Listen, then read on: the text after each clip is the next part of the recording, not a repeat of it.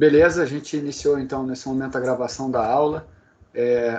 Pergunto para vocês se ficou alguma dúvida, algum ponto da aula passada que não tenha ficado claro, alguma dúvida ainda. Peço novamente mais aí a ajuda de vocês para aqueles que ainda não se deram conta que a função da disciplina ocorrerá toda no MS Teams, tá? Eu recebi mais e-mail hoje perguntando se ela ia aparecer no MConf.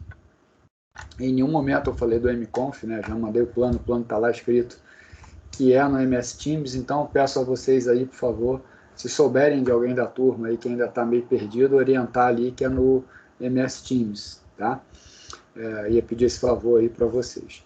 Bom, gente, vou compartilhar minha tela e mesma dinâmica da aula passada, né? Vou falando aqui sobre o capítulo, né? E sobre o nosso tópico de hoje. E qualquer dúvida, por favor, só abrir aí o microfone e falar. Beleza, vocês devem estar vendo aí minha tela com o nosso plano de ensino, o que está previsto para hoje, né?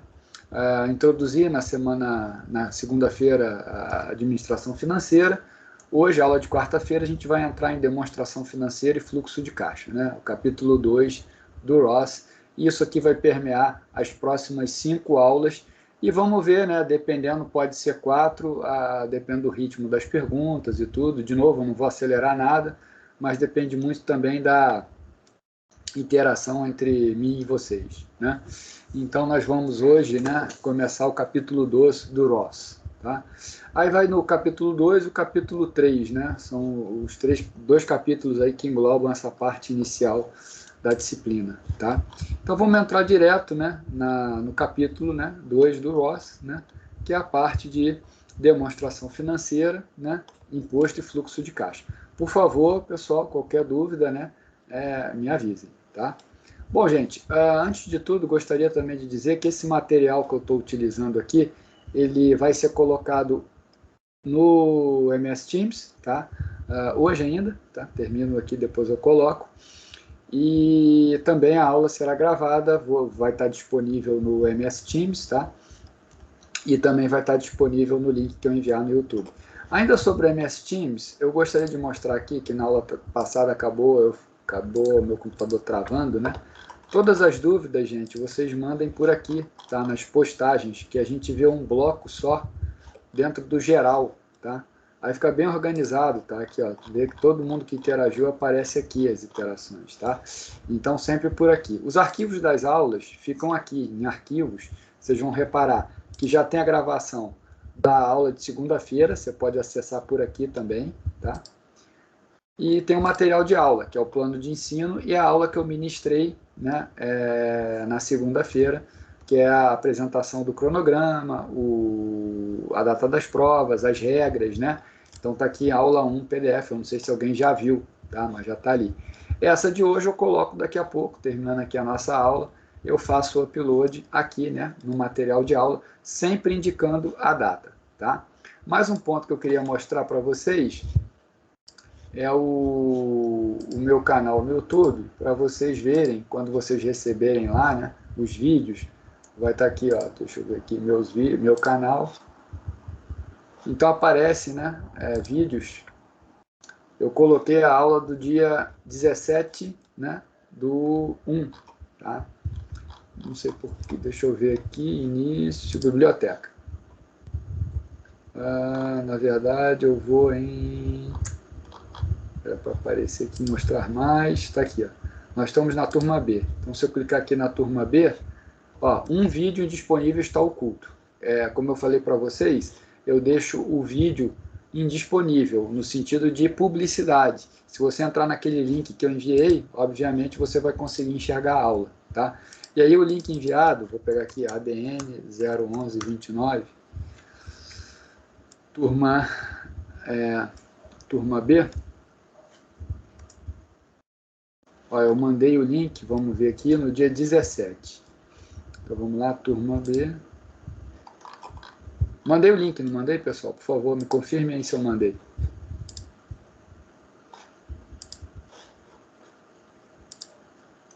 Ó, segue o link da aula de hoje, tá vendo? Ó, isso aqui foi no dia 17. Se você clicar ali, Bom, estou com falta de sorte, né? Cliquei e não foi no link. Gente, me ajudem aí. Alguém que recebeu o link, clicou nele e conseguiu visualizar a aula, por favor?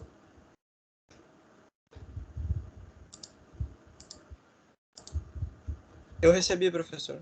E você conseguiu assistir? Sim, veio o link do YouTube. Tá, eu entrei nele agora e não está disponível. Eu não Não tinha está. entrado para assistir a aula, Ah, mas não tinha, mas antes tu não tinha entrado ainda, né? não. Não, tá. Beleza. Bom, vou ver o que aconteceu. Foi bom ter feito isso, porque... Ah, tá aqui, ó. Eu acho que agora vai aparecer, gente. Tá aqui. Vamos lá, deixa eu ver. Ah, não, essa é a turma C. Desculpa. A turma C tá aparecendo. Turma B, vamos lá. Ó, a turma B, por algum motivo, não está aparecendo. Vamos matar isso agora. Não vamos deixar pendência, que eu não gosto de deixar pendência. Turma B, está aqui o vídeo da aula da turma B. Foi bom ter isso acontecido, porque eu já faço esse upload agora. Tá? Então vamos lá, enviar vídeo. Vou pegar esse aqui. Já foi. O link, ele está criando o link, é esse aqui. Então já vou mandar agora. Vai ser na turma B, concluído. Não é para criança. Próximo, próximo. E não listado. Tá? Copiar, salvar. Aí o que eu vou fazer agora? Ó, já está lá. Beleza. Processamento, fechar. Vou mandar para vocês. Para a gente não esquecer. Viu que bom eu ter feito esse cheque, né? Que a gente tem certeza que todo mundo está recebendo. Vamos lá. Vejam que meu computador aqui hoje está funcionando super bem, né? Uma pena na aula passada ele ter travado, porque ele roda bem, né? Vamos lá. Eu sou servidor, não, eu sou aluno eu já fui, geral, ensino graduação, professor, sala de aula virtual. Turma B, correio eletrônico, seleciona todos, me marca, aula do dia 17/1/2022, MS Teams. Dados prezados, segue link da aula. Pronto, tá? ATT, GRN. Certo, gente? Com isso aqui a gente mata essa pendência. Beleza. Terá arquivo da aula de hoje disponibilizado na seção dentro do MS Teams. Beleza, gente? Pronto. Com isso a gente matou essa pendência. Beleza. Vamos lá, gente. Então, voltando aí, né? O que eu estava dizendo para vocês que eu estava mostrando o link, né? Como entra lá, vocês clicam no link, ele vai levar para o vídeo, tá? Se não levar, por favor, me falem. Mas não precisa, esse era o ponto que eu queria dizer para vocês. Isso que eu estou fazendo com vocês, e que eu faço com todo mundo, é um plus, tá? Porque se você for em arquivos, recordings, né? Tá lá a aula gravada, tá? Então você consegue, pelo próprio Teams, assistir a aula. Então, se você clicar aqui em cima, ele grava em MP4, que é o mesmo formato lá do YouTube, tá? Então, digamos assim, eu não precisaria fazer esse upload para o YouTube, mas eu faço para facilitar mesmo, tá? Mas, enfim, se der alguma zebra em algum vídeo, me fala, tá? Nem toda aula, né, eu vou fazer isso, de verificar se está lá. Mas é a primeira vez que acontece, nunca tinha acontecido de não estar lá, tá? Bom, beleza. Então, já mostrei para vocês aqui onde pegar os arquivos, né, como é que funciona. Vamos para a aula, que é o capítulo 2, né, da aula de hoje. Demonstração financeira e fluxo de caixa. Bom, gente, qual é a ideia de uma demonstração financeira? Como o nome está dizendo, né, como o próprio nome diz, a ideia da demonstração financeira é você bater o olho e conseguir, dentro de determinados critérios decisórios, observar o resultado de uma empresa, né? E aí eu já começo a dizer para vocês que é o seguinte, se vocês puderem abrir o microfone, eu agradeço. Qual é o objetivo, né, de uma companhia, de uma empresa? Alguém poderia me dizer qual é o objetivo de uma empresa? Lucro. Todo mundo diz isso. Gerar Todo lucro. mundo gerar lucro. Opa, não sei se deu um grito no final aí, né? Bom, boa sorte aí, né? Eu escutei o meu um grito, mas vamos lá. Todo mundo fala lucro, tá? Todo mundo fala lucro. Gente, eu não sei se vocês têm ideia, talvez eu tenha falado isso na aula passada, inclusive, mas se você for olhar o Uber, resultado financeiro, né? Eu queria mostrar para vocês uma coisa, olha só. Uber tem primeiro o lucro operacional. O que é um lucro operacional? É o resultado que eu tenho em relação à minha operação em si. Quando a gente vai olhar um demonstrativo de resultado, que a gente vai ver aqui, tá? Você tem o resultado não operacional e o resultado operacional. Então, vou dar um exemplo, tá? Vou dar um exemplo para vocês entenderem o que é operacional versus não operacional. E aí, gente, por favor, qualquer dúvida me fale, tá? Para exemplificar essa coisa de operacional e não operacional, vou citar o exemplo da Brasil Foods, tá? Brasil Foods. A Brasil Foods é uma empresa exportadora, né, de proteína animal, tá certo? Lembra lá, né, a fusão ocorreu em 2008, foi a fusão da Perdigão com Sadia, tá? Bom, a Sadia, pessoal, em 2004, 2005, 2006, 2007, teve um resultado não operacional,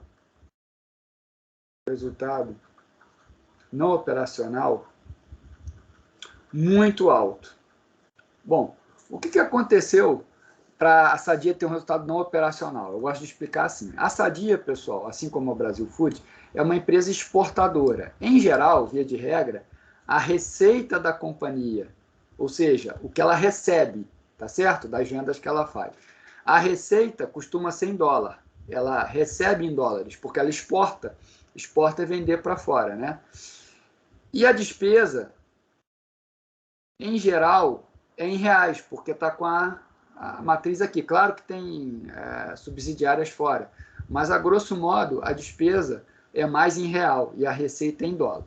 O que acontece? Num mundo como a gente está hoje, 2022, perfeito, né? A nossa moeda não está valendo muito, está desvalorizada, o dólar está valorizado. Então, o que acontece? Eu recebo em dólar e pago em real, coisa boa, né?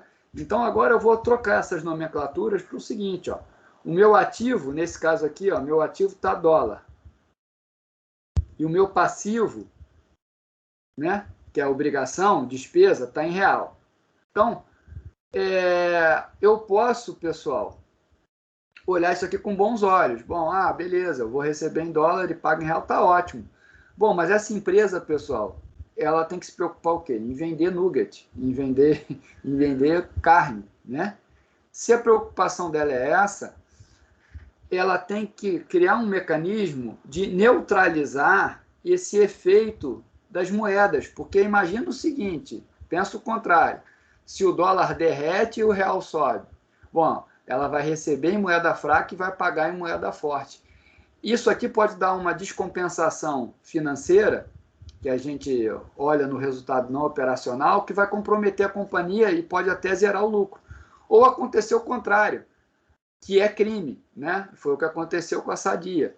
A Sadia, pessoal, em 2004, 2005, 2006, 2007, se alavancou, né? Ela fez mais proteção do que devia no dólar que ela recebia. Ela estava apostando que o dólar continuaria caindo e o real continuaria se apreciando.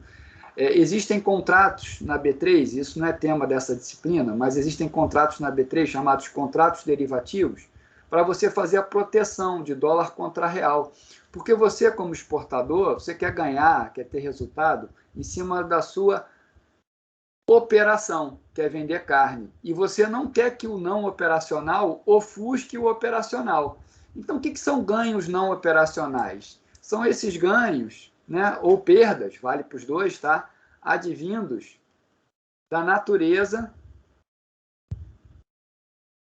financeira das operações, tá certo?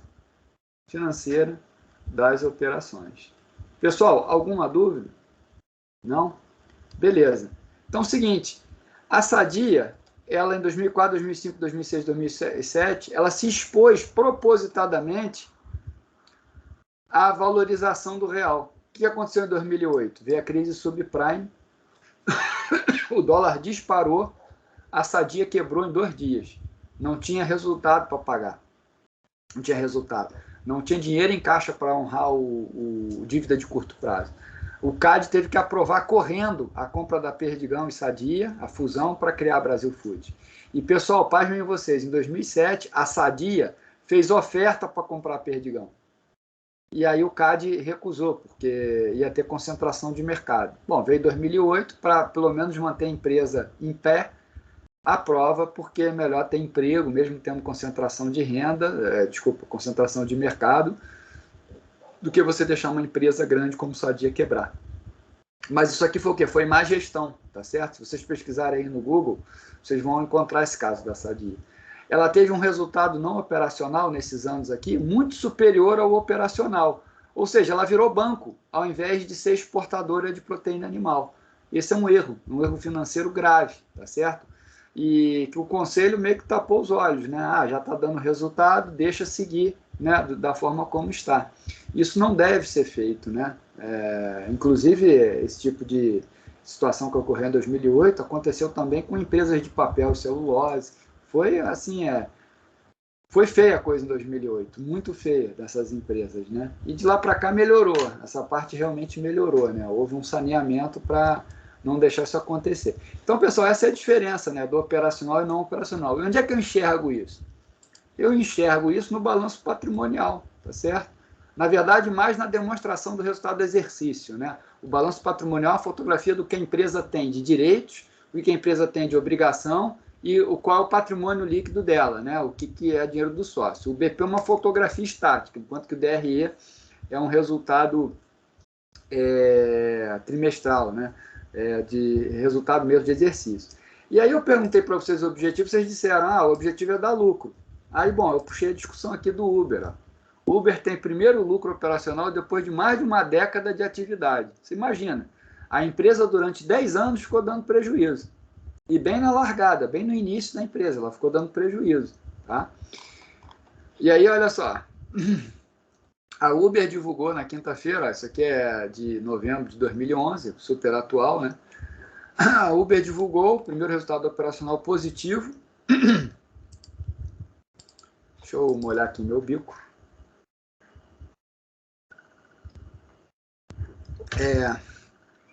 Uma empresa que foi lançada há mais de uma década, com seus 2 segmentos mais importantes, transporte passageiro e entrega de comida, saindo do vermelho. Lembrando que a divisão Uber Eats aqui do Brasil, ela abandonou, né?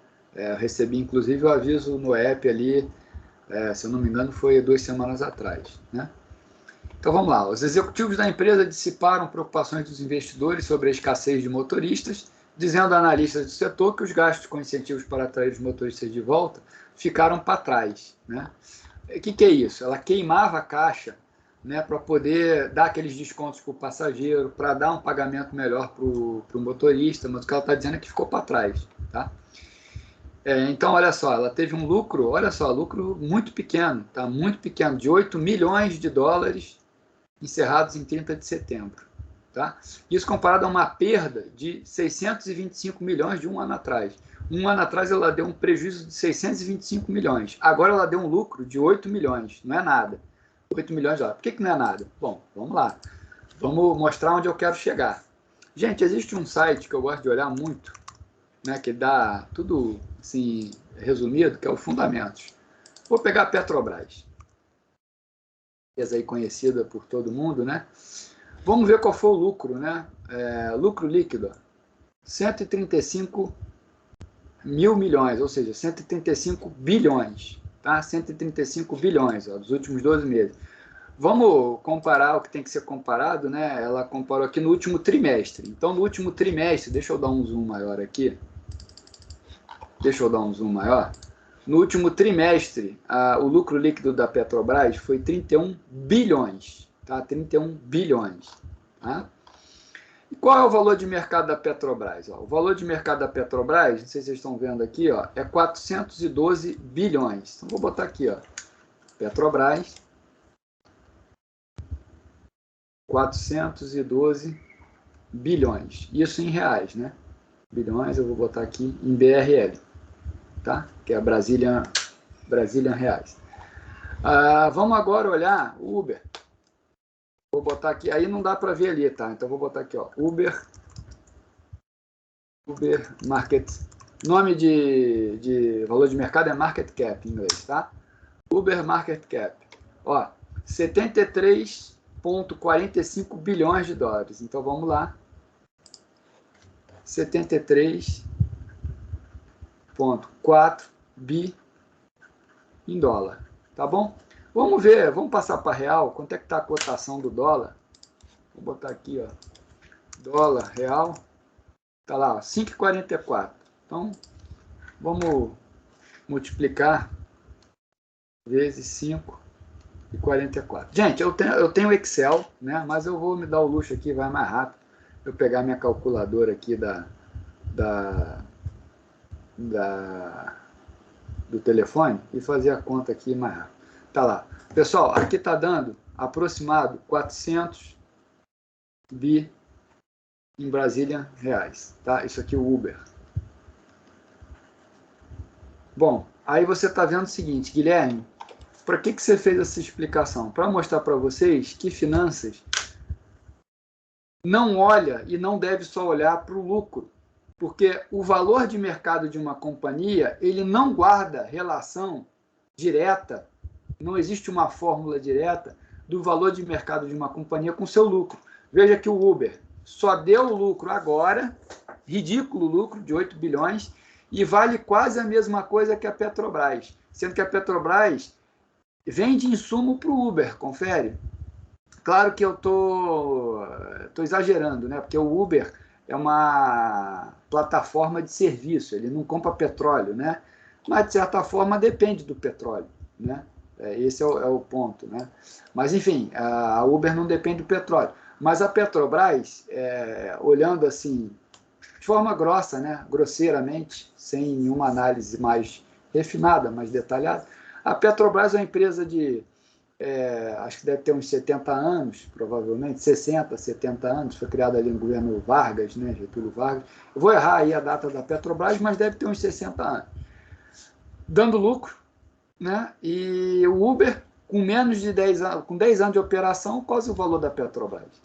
Então, aí eu volto à minha pergunta inicial. Gente, outra coisa, a minha aula, eu vou ligando a turbina, vou subindo com o avião, coisas que eu falo no início da aula eu retomo depois, tá? Você acha que o Guilherme não voltou para aquele ponto, eu sempre volto, tá? Então você tem que estar acompanhando aí, que você pegar no meio do bonde, você não vai entender, porque eu crio toda uma sequência lógica para explicar os conceitos, tá? E uso sempre casos reais, né? Eu gosto de explicar pela lógica da prática do que teórica. Mas vamos lá, vocês me responderam aí que o objetivo de uma empresa é o lucro, né? Foi logo na largada aqui. E aí eu mostrei para vocês, olha, mais ou menos, né? Estou querendo mostrar isso, né? O lucro não... que eu vi que a Petrobras dá muito mais lucro e vale a mesma coisa. Então, qual o objetivo de uma empresa? Bom, gerar lucro? Sim, até mas não é o objetivo fim. Qual é o objetivo fim de uma empresa? Diante dessa discussão toda que eu falei aqui, qual é o objetivo fim? Alguém quer cravar? De novo, gente, errar é bom, né? E acertar, tudo bem, melhor ainda, mas eu quero a discussão, entendeu? Eu quero que vocês raciocinem comigo aí, se puder, né? Então, pergunto, qual é o objetivo de uma empresa? Alguém tem alguma ideia, depois dessa discussão toda que eu fiz aqui?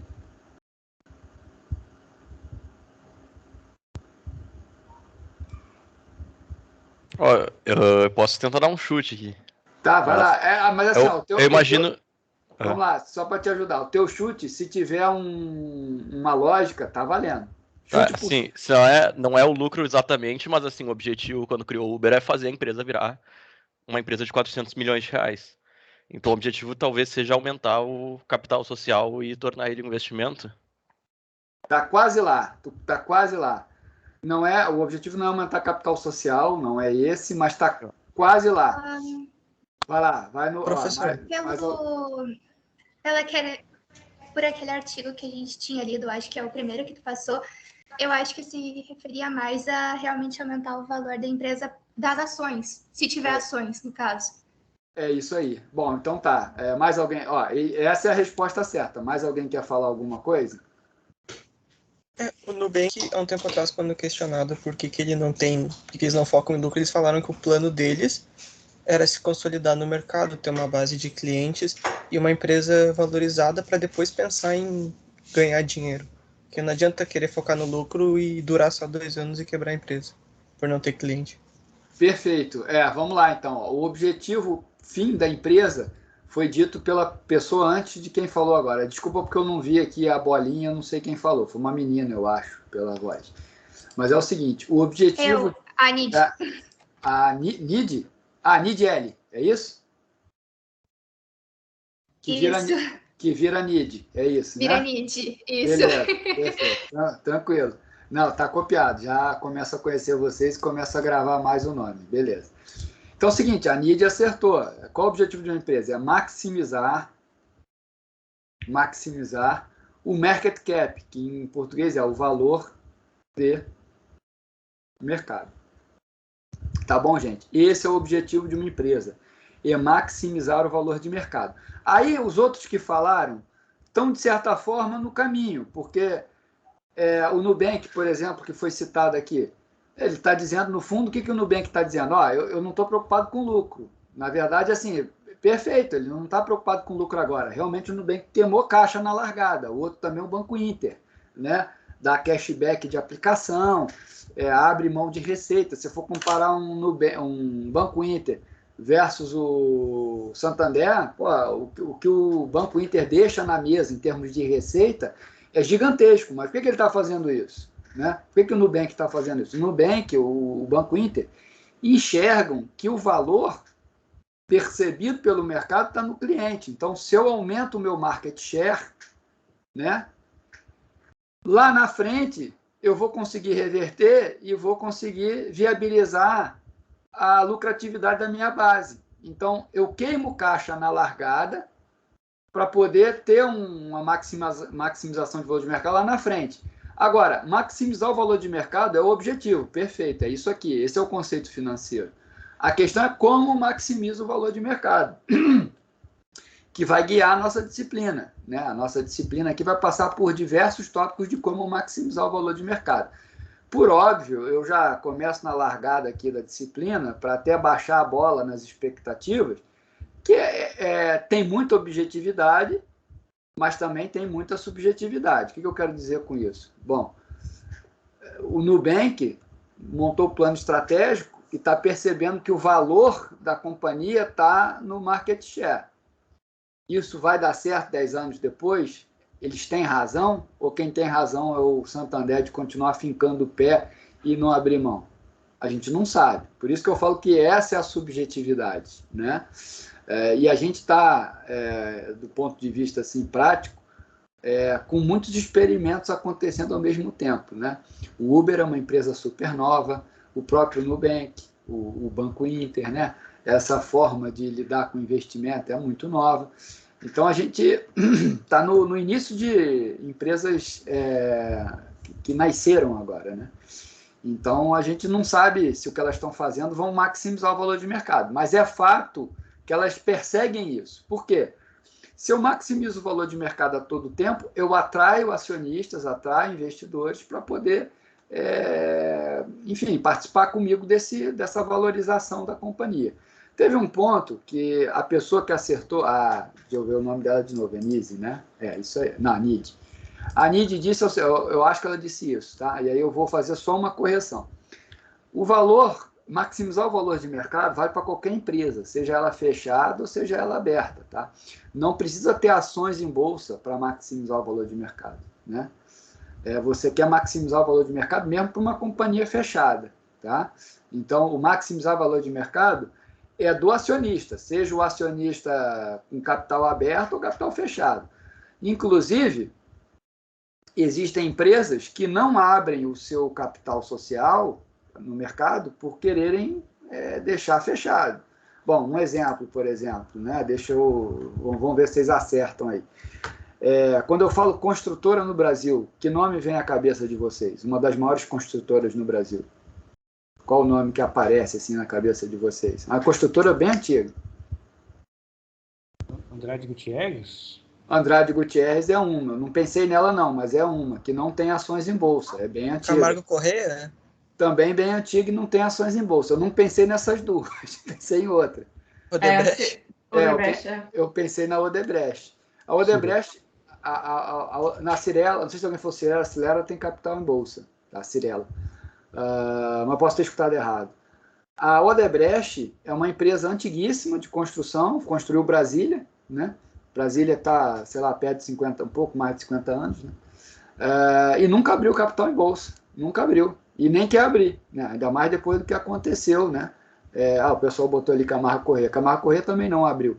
Então, pessoal, vocês acham que Camargo Corrêa e Odebrecht não querem maximizar o valor da companhia? Querem, até porque a decisão de abrir capital ela pode acontecer a qualquer momento. Então, se você está maximizando mesmo com capital fechado, na hora que você for abrir, você vai se beneficiar, né, dessa abertura de capital com um valor da companhia mais alto. Então, esqueçam, tá, que maximizar o valor da empresa é só para a companhia aberta. Vale também para a companhia fechada. Tá? Vale também para a companhia fechada. Legal, gente? Então, esse é o principal objetivo. Não é dar lucro. O dar lucro é uma finalidade. Eu não diria que é um objetivo. Como vocês mesmos chegaram à conclusão com o exemplo do Nubank. O Nubank disse, meu objetivo não é gerar lucro agora. Está perfeito. Né? Esse tem que ser um fim, não um objetivo. Legal, gente? Ainda sobre lucratividade, essas questões todas, a gente está num mundo tão célere, né? Tão assim, rápido, que assim, há 10 anos atrás, quando eu dava essa disciplina, ela estava com um exemplo totalmente diferente de quando eu dou hoje. Pode falar, Fabiano, antes de eu seguir minha linha de raciocínio. Não, eu só queria tirar uma dúvida específica, claro. Especificamente sobre valorizar o mercado, né, a empresa.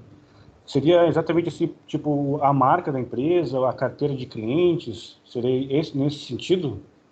Então, boa pergunta, Fabiana. Essa tua pergunta, ela vai na linha do que eu falei, de que existe, vamos lá, eu vou até escrever isso para ficar claro. A forma de maximizar o valor de mercado, existe a forma objetiva, que é o que vocês vão ver comigo, né? O que é a forma objetiva? Fazer uma boa gestão financeira, né? Saber como proteger, por exemplo, contra esse tipo de situação aqui, né? O que você tem que fazer gestão de caixa, enfim. E tem uma parte subjetiva, tá? Subjetiva.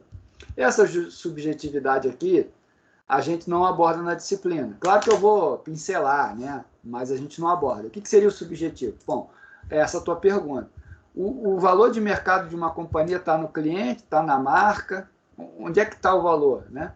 Aí, Fabiano, depende. Né? Eu respondo para você, depende. Por quê? Por exemplo, Coca-Cola. Vocês acham que está no cliente ou está na marca? Acho que está na marca, né? Eu penso que o valor maior da Coca-Cola é a da marca, porque, inclusive, vende roupa Coca-Cola, né? Vende o selo Coca-Cola, ele representa algo muito forte, né?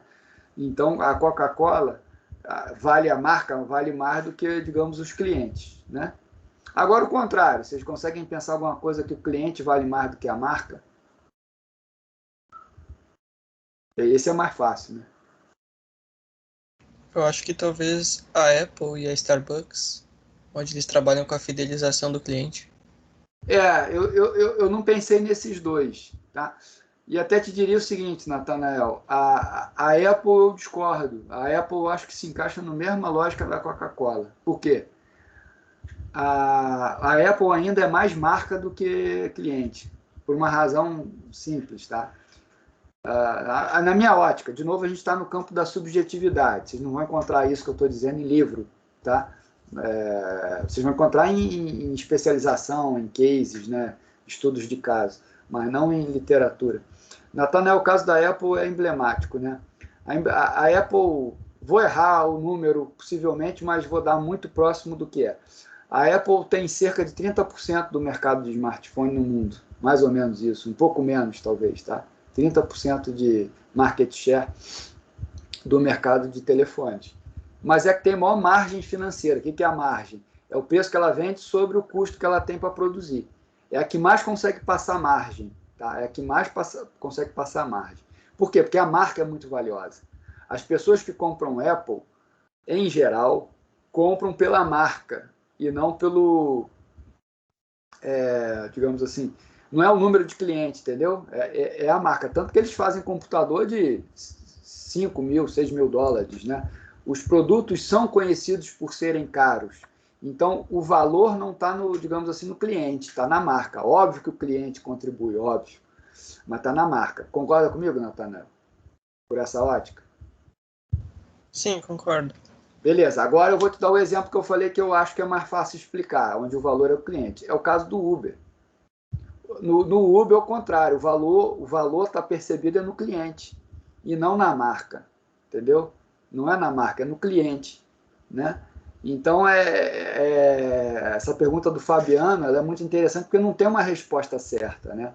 O valor de uma companhia, ela não depende da companhia. Tem companhia que é o valor da marca mesmo, tem outras que é porque tem muito cliente, entendeu? O caso do Uber é porque tem muito cliente, não é porque a marca é forte. Aí sim, é claro, vira uma relação de biscoito tostines, né? Você não sabe se é fresquinho porque é tostines ou se é tostines porque é fresquinho. Vai chegar um momento que você não sabe se a Uber vale muito porque é a Uber ou porque tem muito cliente. Mas nesse momento é o cliente, né? O valor percebido, tá? Vou dar outro exemplo também bem claro, né? A Decathlon. A Decathlon, o valor é cliente, né? Podem ver que os produtos têm um preço lá embaixo, o valor do cliente. Né? Uma empresa, se eu não me engano, ela é listada na Espanha. Tá? Até não fiz esse dever de casa, estou citando aqui, mas tenho quase certeza que a Decathlon é uma marca da Espanha. Tá? É Europa, com certeza. Mas compara a Decathlon com Adidas, né? Na Decathlon o valor está no cliente, a Adidas está na marca. Eu acho que consigo explicar direitinho, vocês conseguem entender o que eu estou querendo dizer. Né? Agora, Natanael, tu falou Apple, qual foi a outra que você falou mesmo? Eu tinha falado da Starbucks, mas eu pensei em duas para te perguntar se faz sentido, que é a Netflix e a Disney. Então, porque... a Starbucks, para mim, aliás, qual a tua opinião sobre Starbucks? O valor da marca ou do cliente? É que assim, é que pode hoje em dia pensar que seja a marca, mas é que olhando a história de como eles construíram a Starbucks, por exemplo, com o intuito de ser um ambiente agradável para as pessoas e tudo, as pessoas amam estar na Starbucks, sabe? Então meio que os clientes querem estar lá. Então eu pensei, mas pode estar errado também. Não, aí que tá, de novo, não tem certo ou errado, né? É subjetivo. Eu comecei essa discussão dizendo é subjetivo. A Starbucks também, para mim, não fica muito claro, porque é uma marca muito forte e, ao mesmo tempo, eu concordo com você que o cliente é muito importante. É incrível ver a formação de fila que aconteceu lá no Barra Shopping Sul quando inauguraram a Starbucks, né? É incrível, para tomar um café. Então, isso é o quê? O poder da marca, mas ao mesmo tempo também o que você falou, ela quer dar uma experiência para o cliente diferente, né? Então meio que se mistura no caso da Starbucks, né? Mas alguém falou de outra específico aí, eu me perdi na minha linha de raciocínio. Alguém aí falou de outra marca?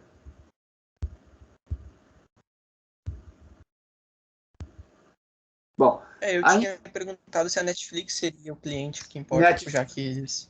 Netflix e Disney, né? Você perguntou, agora eu me lembrei. Cara, esses serviços de streaming, o valor tá, na minha opinião, tá? O valor tá total no cliente, na tua base de cliente, né? Então, total na base de cliente. Porque tecnologicamente todas oferecem já o mesmo tipo de serviço. É você ir lá acessar por qualquer plataforma, acessar o produto. Então, é total cliente. E aí, o que está tendo agora, né? Vocês devem estar observando aí. Tentativa de você criar programa exclusivo para atrair a fidelização. Né? Então, o Disney oferece lá os filmes da Marvel, a Netflix está fazendo um monte de produção própria, né? Com DiCaprio, séries próprias também, teve inclusive série da Marvel. Então, a gente está no meio dessa guerra porque isso tudo é muito novo. Eu, há 5 anos atrás, desconhecia, né? Nem em aula eu citava isso, porque não existia. Então, a gente está vivendo isso agora. O Globoplay, ele faz venda casada com a Disney, né? Assina a Disney, ganha Globoplay. Então, assim, está tendo uma, digamos assim, uma corrida de ouro nesse serviço. Eu, na minha concepção, vejo o seguinte: mais uns 10 anos, o serviço de assinatura, né, de TV, ela vai mudar muito, porque as pessoas não vão assistir mais lá Discovery, essas coisas, vão querer assistir on demand, né? Então vai ter uma banda diferente, enfim, vai mudar a demanda, né?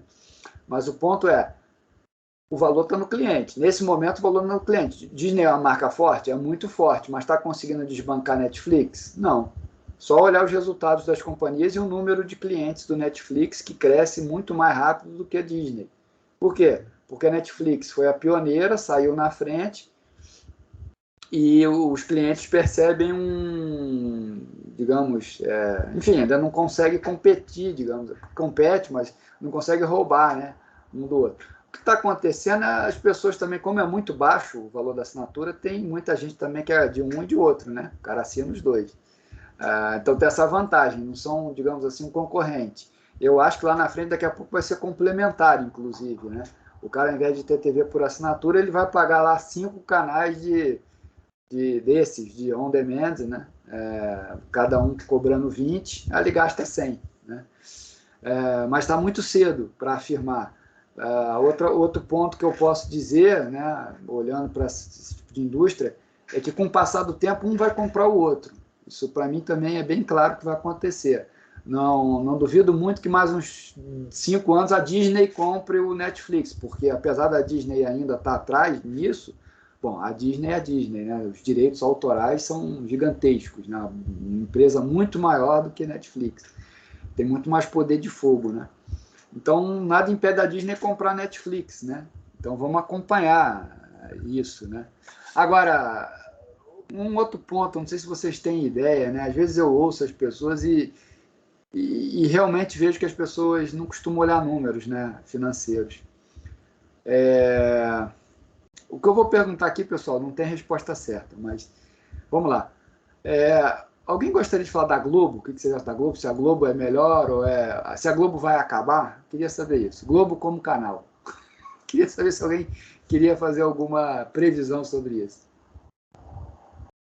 Com Disney, Netflix, o que vai acontecer com o Globo? A Graziela está falando aqui, professora. Eu acho que acabar não, mas a Globo está de olho no mercado para tá atuando de acordo com o que tem no mercado, que a Netflix, por exemplo, eles têm a Globoplay. Enfim, eu acho que vai ser uma coisa mais voltada para esse nicho de mercado. Uhum. Beleza. É a impressão também, né? E quando... Pode falar, Nid. Eu acho outra coisa. Tá, eu acredito que todas essas plataformas de streaming tendem a um monopólio, porque tu consegue armazenar vários filmes em um local só, tipo, agora a Netflix já tá ficando com pouca coisa, tá criando várias, mas eu acho que vai acabar indo mais para uma plataforma só que tenha mais opções.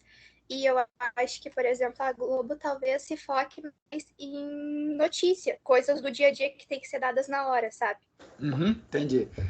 Faz sentido. E até, Nid, então vai de linha com o que eu acho também no futuro. Eu acho que a Disney vai acabar comprando tudo lá na frente.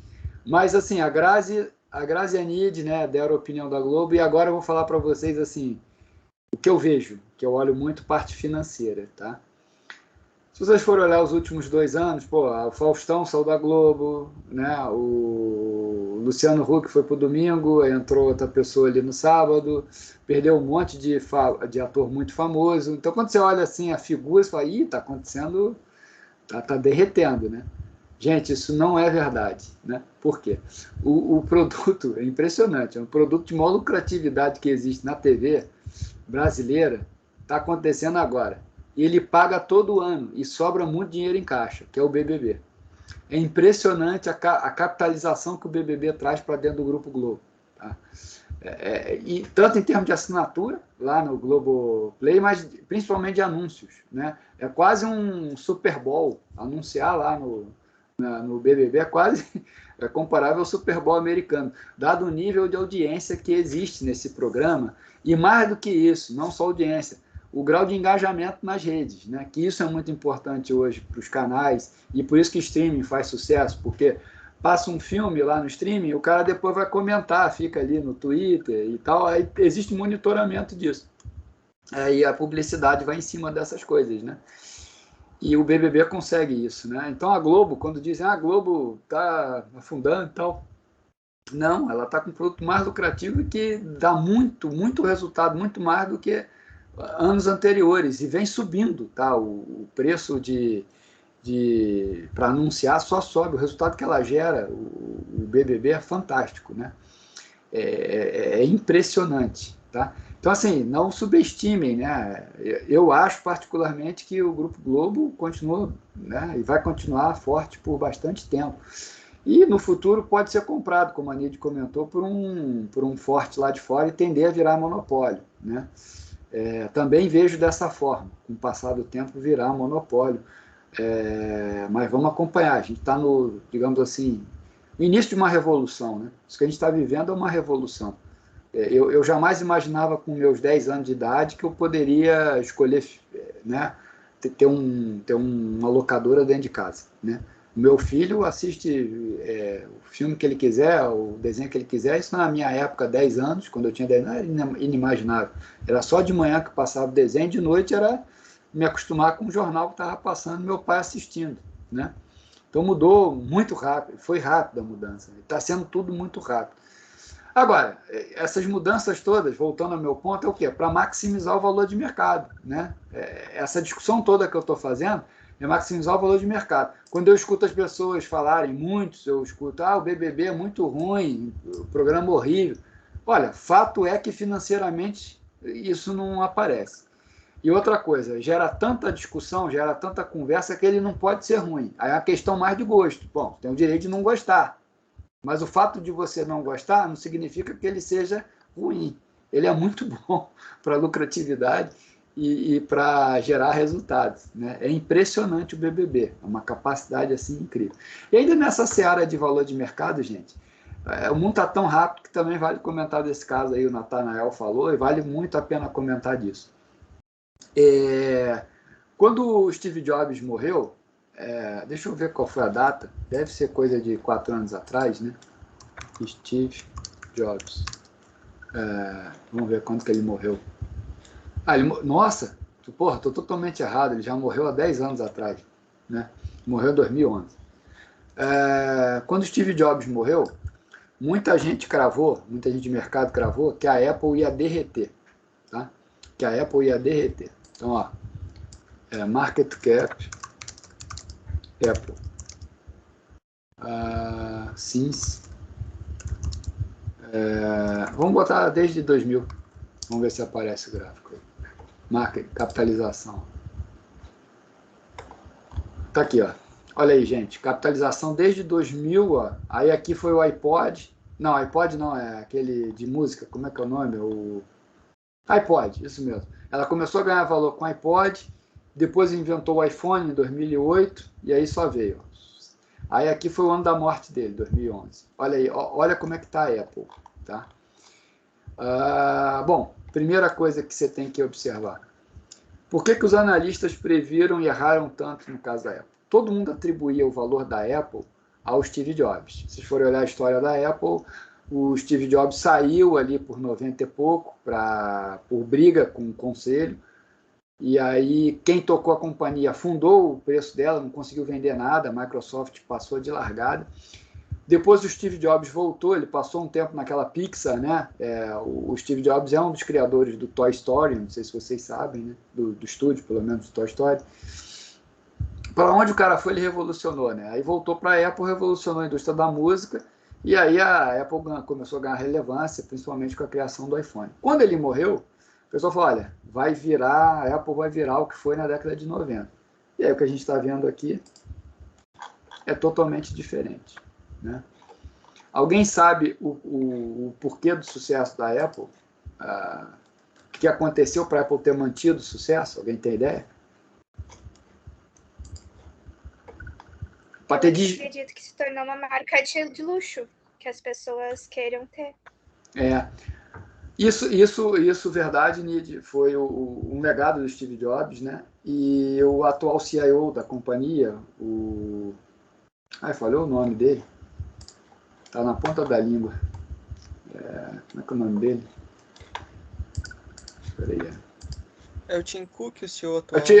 O Tim Cook, isso aí, Tim Cook. O Tim Cook entrou, né, no lugar do Steve Jobs. O que ele fez de diferente? Primeiro, o Steve Jobs, olha que coisa interessante, né? Todo mundo achou que ia derreter o valor da companhia, porque o Steve Jobs guardava aquela áurea de ser o criador de produtos inovadores. Tanto foi o iPhone, né? Mudou totalmente a indústria de telefone, celular. E com a morte dele, todo mundo falou, agora a Apple não vai se reinventar, ela não vai criar nada novo, né? Para poder gerar ganho em cima, né? E teve muito ceticismo quando o Tim Cook assumiu. Bom, o que o Tim Cook fez? Quais são as vantagens do Tim Cook em relação ao Steve Jobs? Primeiro, o Steve Jobs ele brigava muito com muita gente. Então, até atribuíam, se o Steve Jobs estivesse vivo, provavelmente durante o período Trump, a Apple ia sofrer, porque ele provavelmente brigaria com o Trump. E o Tim Cook não. O Tim Cook é quase apesar de ser CIO, ele é um político. Todo CIO tem que ser político, inclusive, né? Não pode ser aquele CIO ferrenho, né? Ele conversa com todo mundo. Ele teve boas relações, né, no governo Trump. Então, ele mantém um bom relacionamento com todo mundo, o Tim Cook. Esse é o primeiro ponto, coisa que o Steve Jobs não tinha. Temperamento mesmo, né? Esse é o primeiro ponto. Outro ponto, o Tim Cook percebeu o que a Nid falou. A marca é muito famosa, é quase luxo, então eu vou todo ano aumentar um pouco o valor da venda, de tal sorte que eu aumento a minha margem. Lembra? Margem, né? O preço de venda sobre o custo. Eu vou aumentando e vou sentindo o mercado. E ele viu que ele aumentava, e foi aumentando um pouquinho ao longo desses 10 anos, e não notou diminuição da demanda. Não, né? Não aumentou a demanda, ficou com o mesmo market share. Mas ele aumentou a margem. Enquanto que os outros concorrentes, Samsung, aquela outra lá da China, falhou o nome. Mas tem uma da China também bastante inovadora. Tá, daqui a Xiaomi. pouco. Isso, Xiaomi. Também teve que reduzir para competir. O próprio Google, o Nexus lá, teve que reduzir, né? E eles não, Apple TV mantém o mesmo preço, entendeu? O Chromecast tem que reduzir. Então, assim, o Tim Cook percebeu isso e manteve e até aumentou a margem em cima dos produtos. E outra, o Tim Cook criou, né, na era dele, claro que já existia isso, mas na era dele ele lançou, até eu, inclusive, eu estou usando, o Apple Watch. O Apple Watch, ele, apesar de não representar ainda o maior valor de receita da companhia, ele tem uma das maiores lucratividades, porque tem os acessórios que vendem, que tem uma margem muito alta, são os fones sem fio que criou durante a era dele, são valores com margem muito alta, né? E isso foi criação do Tim Cook. Então ele, digamos assim, criou inovação dentro do que já existia, mas nem é tão inovação, ele foi mais pelo lado do valor da marca, e é muito bem sucedido nisso, até mais do que o Steve Jobs.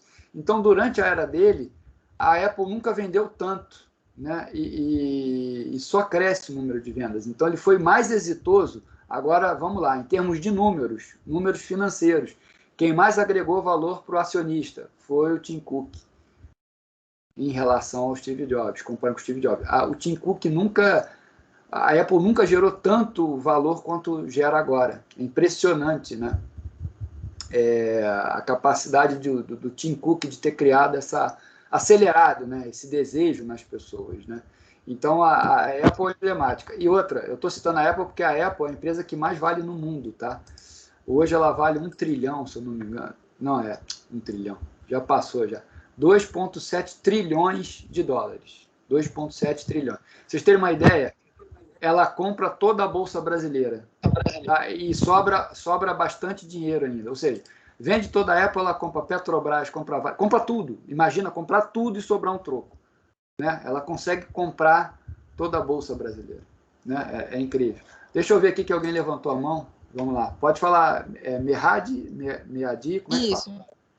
Merhadi. Tudo bem, professor? Tudo bem. Não, eu também acho que, na verdade, essa análise, né, ela tem que levar em conta a questão da globalização e da facilidade de importação e exportação que existiu nos últimos 10 anos, né? Quando a gente está falando dos anos 2000, uma pessoa importar uma coisa, principalmente pela internet, né, que não era uma coisa nem um pouco difundida aqui no Brasil, era muito mais difícil. Então, o acesso a esses produtos globalmente, ele aumentou exponencialmente nos últimos 5, 10 anos em relação ao que era na década de 2000, né? Eu concordo contigo. Muito da venda hoje do Tim Cook é pelo crescimento do e-commerce, tanto nacional, lá nos Estados Unidos, quanto internacionalmente. Eu concordo, é até difícil separar, né? Quando a gente compara, as comparações elas são sempre complicadas de fazer, né? Porque você fala, o Steve Jobs estivesse hoje, será que ele geraria mais resultado? Não, né? É bastante complicado porque o mundo em 10 anos, e eu concordo plenamente contigo, mudou totalmente, né? Então, concordo que é até uma comparação, digamos assim, justa. Mas o meu intuito de fazer essa comparação é mais no sentido de que eram céticos com relação ao Tim Cook, e o Tim Cook foi muito exitoso. Nesse mundo novo, né, de e-commerce bastante pujante, importação, exportação, ele foi muito exitoso. Né? Ele foi muito exitoso. E na relação comercial entre países, até, comentando sobre isso, ele foi mais hábil do que o Steve Jobs. A relação com governos, relação de pagamento de tributos, ele foi mais hábil. Ele é mais calmo, ele tem um perfil mais apaziguador. Isso todo mundo comenta que agrega muito, né, no valor da companhia. Outro ponto, né, podem perceber, até o Steve Jobs morrer, todas as conferências da Apple, aquelas que lançam novos produtos, e todo mundo consegue assistir, né, era centrado no Steve Jobs. O Steve Jobs falava quase que 90% do tempo, os outros 10% eram os outros. O Tim Cook inverteu isso, né? Ele fala uns 10%, o restante, né, e vários, né, falam mais tempo. Isso passa o quê? Passa uma ideia para quem é acionista de continuidade. É uma empresa que não é um dono só, né? Isso é muito bom para acionista, porque você não tem descontinuidade. Como foi o medo quando o Steve Jobs morreu. Quando morreu, vai ter descontinuou, agora já era, né? Vai afundar. Não foi o que aconteceu, né? E o Steve Jobs, o Tim Cook meio que deixou pavimentado uma sucessão, né? Mas, de novo, assim, volta ao meu ponto, né? Eu vou até botar em outra cor. A gente está no terreno do subjetivo, né? Isso tudo que a gente está falando não vai encontrar em manual, não vai encontrar em livro, não vai encontrar em nada, né? Gestão, o que a gente está fazendo aqui é observar financeiramente, olhar a gestão do ponto de vista empírico e não tanto teórico, né? E, na prática, a gente encontra uma gama enorme de explicações, como a própria Merhad colocou aqui, né? Bom, gente, vamos com isso, né? Eu mostro para vocês, né? Já introduzi a vocês conceitos de market cap, valor de mercado, a diferença de valor de mercado, né, para lucro, para, enfim, esse tipo de análise que a gente faz financeira. E também gostaria de ressaltar que é objetivo meu também hoje mostrar a receita operacional e não operacional, a diferença, né, que foi o objetivo. Vamos continuar no nosso material e seguir aqui para a gente ir olhando outros tópicos, né, que estão nesse capítulo. Antes ainda de seguir nessa linha aqui de usar meu material, ainda sobre o valor de mercado, né, existe uma coisa, já que a gente está olhando, né, e o tema da aula é demonstração financeira, né, DRE, demonstração de resultado de exercício, a gente começou a falar de balanço patrimonial. Eu disse para vocês que o balanço patrimonial é uma fotografia em que lá vai constar os direitos de uma empresa, que a gente chama de ativo, até coloquei aqui, os deveres de uma empresa, que a gente chama de passivo, né, e o capital próprio, né, que a gente chama de patrimônio líquido. Então, esse é o balanço patrimonial. E aí é o seguinte, né?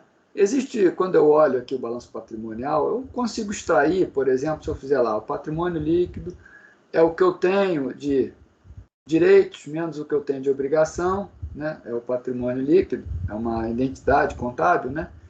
E aí eu posso perguntar para vocês, o patrimônio líquido representa o valor de uma empresa? Ou seja, especificamente, né? Quando eu olho o livro, quando eu vou olhar lá o resultado da companhia, né? Vou olhar lá Petrobras aqui, ó, vamos pegar lá, eu acho que está na Petrobras ainda, está ali, ó, Petrobras. Eu vou olhar lá no livro, Bom, lucro líquido é de 31 bilhões, né? Receita líquida de 393, o patrimônio líquido 369 bilhões, né? O PL lá, ó, 369 bilhões. Aí eu vou olhar lá o valor de mercado, 412 bilhões. Aí, pô, falei, não é igual, né? Até aqui está um pouquinho parecido, mas não é igual, né? O que eu quero dizer com isso, gente? Valor de livro, valor contábil, não bate com o valor de mercado. O valor de mercado é o valor todo dia, dinâmico. O valor de livro é uma fotografia passada. E não necessariamente o que está valendo no livro vale no mercado. A gente vai ter uma aula sobre isso, que é a aula de múltiplos, e a gente vai ver que tem companhias que são, por exemplo, negociadas abaixo do seu valor patrimonial. Vocês já devem ter ouvido falar esse termo, né?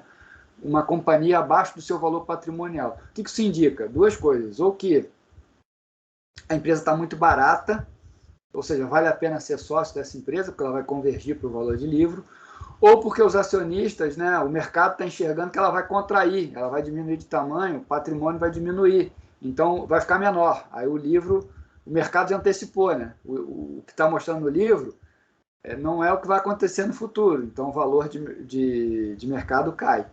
Então, o valor de mercado, gente, difere do valor de livro, do valor contábil. O valor de livro é igual a valor contábil. Em inglês a gente chama valor de mercado, market cap, e valor de livro a gente chama book value, tá? Por isso que eu tenho esse, até, digamos, viés de falar valor de livro, é valor contábil em português, tá?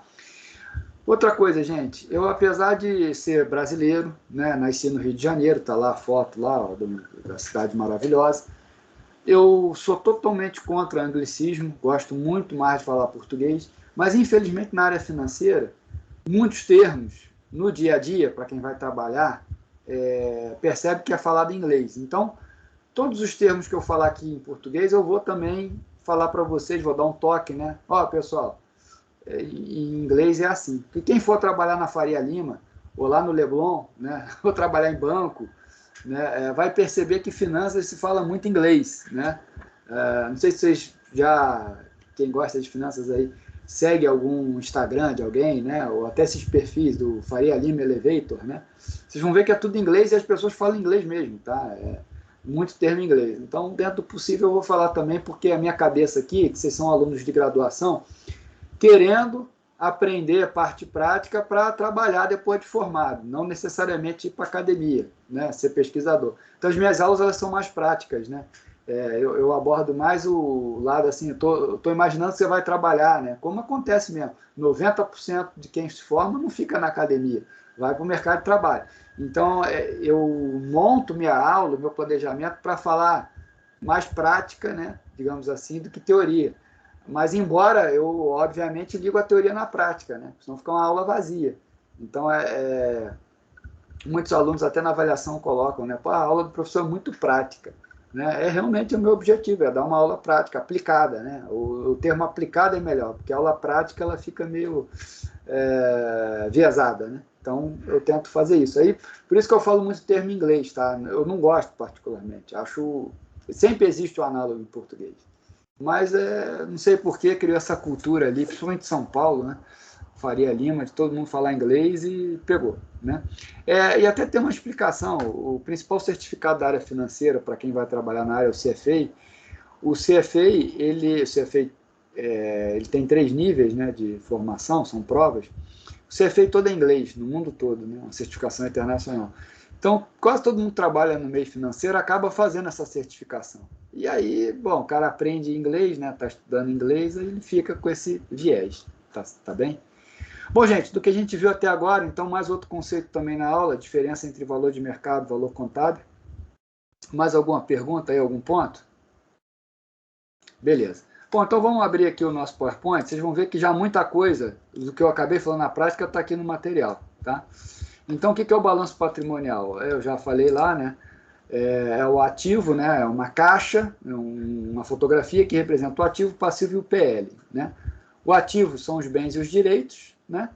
E o que eu tenho para pagar é passivo, tá? Patrimônio líquido é a diferença do ativo menos o passivo, tá certo? Então, gente, o ativo representa a aplicação dos recursos, já que é um direito, tá? sendo que esta natureza varia de acordo com a natureza da empresa. Obviamente, né, o ativo circulante de um banco, por exemplo, é totalmente diferente do ativo circulante de uma Apple. Tá? Isso a gente vai ver à medida que a gente for olhando prática. Tá? Agora, vamos lá, vamos desenhar, que é mais fácil desenhar do que ler. Gente, a forma mais fácil de entender um balanço patrimonial é fazer isso aqui. Ó. Aqui do lado esquerdo está o ativo, aqui do lado direito o passivo, e aqui embaixo o patrimônio líquido. Gente, aqui na esquerda a gente chama de direitos. Aqui a gente chama de obrigações. E mais ainda, tá? O que é um passivo? Mesma coisa que dívida. Então isso aqui, pessoal, são recursos, din-din, de terceiros. Em geral, bancos. E aqui o patrimônio líquido é din-din dos sócios. A gente chama de capital próprio. Tá bem? Esses dois, eles, digamos assim, emprestam dinheiro para você comprar máquinas, equipamentos, pessoas.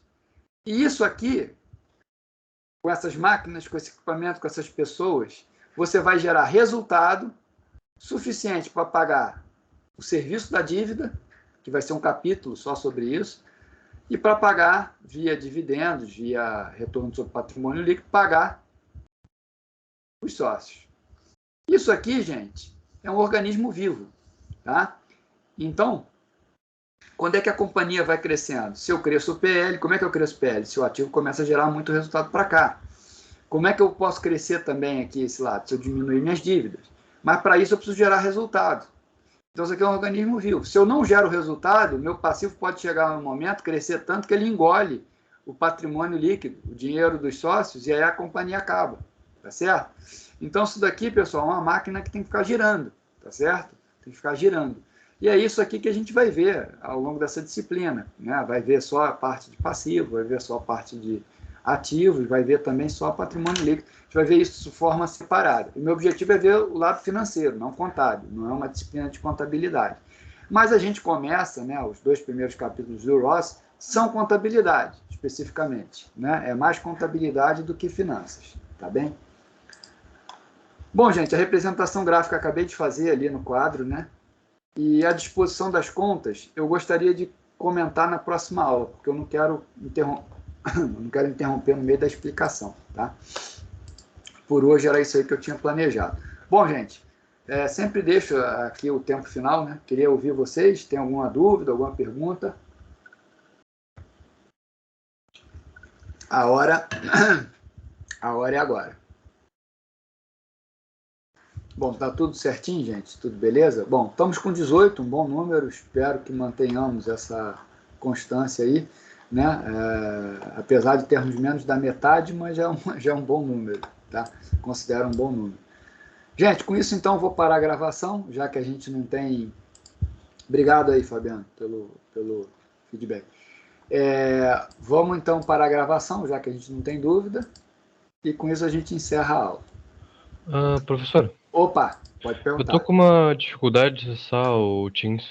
Eu não sei se eu não tô no grupo. Eu tô como convidado aqui. Tá, vamos fazer o seguinte. Thiago, de Luca, Daniel.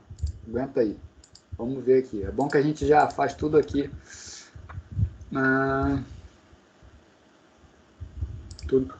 Todas as equipes. Turma B. Gerenciar a equipe. Vamos lá. Membros e convidados. Desculpa, quem me perguntou qual o nome mesmo? Eu, Thiago De Luca. Thiago De Luca. Vamos ver aqui, Thiago. Thiago De Luca Daniel. Tu tá aqui, tá? O que eu tô vendo? Tu tá offline. O que eu tô vendo aqui? Teu nome aqui tá em caixa baixa, tá? E teu nome aqui tá em caixa alta. O que isso me indica? Que você entrou no Teams pelo teu login que não é o cartão da URGS. Confere? para você acessar a disciplina, você tem que acessar 00, teu número, @urgs.br e a senha, a mesma senha do portal. Vocês têm que usar a mesma credencial do portal lá que vocês vêm a nota, aquele portal que eu acessei no início. Tá? Eu, por exemplo, eu tenho 4 e-mails de departamento. Todos os 4 eu consigo acessar o Teams, mas eu só acesso usando meu cartão, porque aí você tem acesso a todas as funcionalidades. Tá? Então, Thiago, minha recomendação, tenta na próxima entrar no Teams usando o teu cartão, @urgsbr, e a tua senha do portal. Entendi. Tá? Aí tu vai conseguir visualizar. Beleza. Eu fiz questão Thiago, foi bom tua pergunta, porque pode ser mais dúvida de alguém, aí por isso que eu nem parei a gravação. Porque teu caso pode ser o caso de mais alguém. Tá? Então, por isso que eu fiz questão de manter aí. Bom, gente, mais algum ponto aí, alguma dúvida? Gente, então, desejo uma boa noite, bom final de semana. Segunda-feira nós estamos de volta. Tá? Obrigado aí, prazer falar com vocês. Valeu, professor. Boa noite. Boa noite. Valeu, boa noite. Valeu, boa noite. Tchau.